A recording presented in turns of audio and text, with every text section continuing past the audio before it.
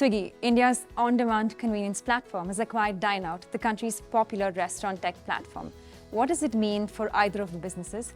Where do their customers stand? And what exactly happens when unparalleled convenience meets a seamless dining experience? We find out this and more in conversation with Ankit Mehrotra and Sahil Gupta, two of Dineout's founders. Thank you, Sahil and Ankit, for joining us today. It's great to have you on our show. So let's go back to the start. Why and how did you start Dineout? What was the idea behind that? We started off Dineout in 2011 and the actual idea came to us in 2010. So I was actually based out of London for a very long time. I was living in London for nearly 10 years. Sahil was in the US at that point in time. And we always used to use similar platforms for table reservations or looking at restaurants, etc. In London and the US. But every time we used to come back to India, we realized a service like that doesn't exist. And me and Sahil and Vivek and Nikhil, who are other co-founders, we've been friends since we were 5 years old, right? We had a career for 7-8 years and we felt that now is the right time to actually do something about it. So that's when we decided to come back to India and start Dineout. So Dineout took off, we started working on it in 2011 and finally launched it in 2012.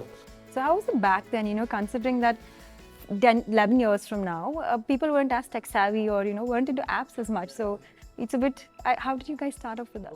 It was like our parents, when they found out that we we quit our jobs and coming back to India, they just went, they couldn't understand what we're trying to do, right? So it was a very different ecosystem back then. People weren't able to understand what we were trying to do. When we spoke to the restaurants, they had no idea that what do you mean by online reservations, etc. Right? So it was completely different. But I think the defining moment in the Indian ecosystem probably happened in 2014 when the mobile revolution in India sort of kicked off, and that's when the app economy sort of picked up, and all of a sudden a lot of huge inflows of capital. And so I think the first, when I look at the evolution of Dineout, 2012 to 2014-15, we went slow, and then from 2015 onward, it's been absolutely whirlwind of a journey. And now when we think about it, COVID was a dampener, obviously, because the entire across the world restaurants were shut. So we went to zero, but then the bounce back after COVID has been phenomenal. Yeah. And just to add to that, when we started, right, we thought we'll launch with a website and it'll be really cool, etc. We launched with that and we realized that nobody's actually coming and booking the website, right? So we actually went back to the basics and we had a small call center, right? And we were actually doing those bookings on call. People were more comfortable with calling, right? Those were the Just Dial days. There was no Google Maps, right? Stuff like that, right? So we got our initial traction all through the call center. The restaurant started figuring out, okay, something is going on, it's working. And there was a slower growth, right? And then 2014 onwards with the tech coming in, obviously the growth sort of picked up. Yeah. So I'm going to go back to the COVID question. We know the F&B industry was the hardest hit, restaurants closing. For a business that's centered around, the experience of eating out, how did you manage that? It was really difficult. So obviously, so I'll tell you how the COVID period went, right? So wave one, when it happened, right? Obviously, overnight things went into a complete standstill, right?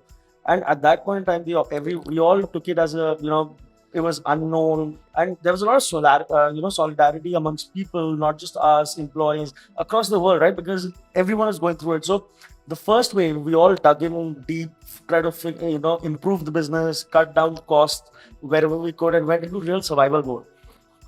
Post the first wave, when things started to open up, the business started to take off. So we're talking about, let's say, September, October 2020, and from there on to March 21 was a phenomenal ride. But I think what sort of broke everyone's back was the wave two. That was something which caught everyone by surprise. And for the industry, for companies, for us, for our employees, for all of us, was probably a lot harsher than wave one. And that is where we actually started to doubt as to how are we going to survive this, what's going to happen. But I think what the changes that we made during wave one, right? Cutting down on cost, making the business better, improving the product and the tech, that actually helped us survive wave two. The last 12 months has been absolutely phenomenal, right? The fact that we're here and that, we're seeing a what Swiggy also sort of saw in this. So I think that's testament to the fact that how well the business sort of survived. So I'm going back to the acquisition directly. How did that come about? Swiggy's been partnering with us in a few initiatives for the last 4-5 years. We always felt that Swiggy was missing that dining out angle, and I think so. We spoke pre-COVID, then even during COVID, we spoke and we always kept exchanging notes, etc. But I think what sort of tipped the scale was the fact that, as I said, right, the bounce back after COVID has been phenomenal, right? And that's when probably Swiggy, realized that going forward, this is going to be a sustainable trend, and it's important for them to actually cover all bases, right? Expand from just the delivery use case to the dining out use case. And meanwhile, we also Dineout had acquired a business called Stepping Out, which is focused entirely on experiences and events, right? And that business was also growing at a rapid scale over the last 12 months, right? So overall, I think realizing the fact that people are now stepping out of their houses, wanting to do a lot more things, and experiences became very high on everyone's sort of list and sort of mindset. And I think that is what sort of tipped the scale. We understand the Swiggy Dineout journey has just begun, but I'm sure you have a fair idea of the culture of Swiggy. So where do you think Dineout fits between them? So I think, to be honest, that's one of the first things that we sort of try to figure out, like how we match culturally as an organization. And we saw so many similarities that is actually overwhelming for us. One of the examples that Sahil mentioned, how we deal with our restaurant partners is something that sort of very familiar, similar to how we do it, with a lot of empathy and a lot of human touch to it. Yeah, and Girish spoke about this whole sports team with a heart culture, right? I think it resonates very well with us. I think we already have some parts of that culture. We just need to hone that within this larger ecosystem and see how we can use that to our best effect to be successful over the next couple of years in this large ecosystem, I think. All right. So you've had a long journey as an entrepreneur. So each of you all, what advice would you give for entrepreneurs waiting for that big break? What is that? I think the biggest thing that an entrepreneur should look to is to solve a large problem, right? I think a lot of times people get very myopic trying to solve very small problems, but India is a country where you can solve really large problems, right? So if you want to place your bet, the risk reward will be much better in a product which is scalable, which can be used by billions of people and solve a real problem, right?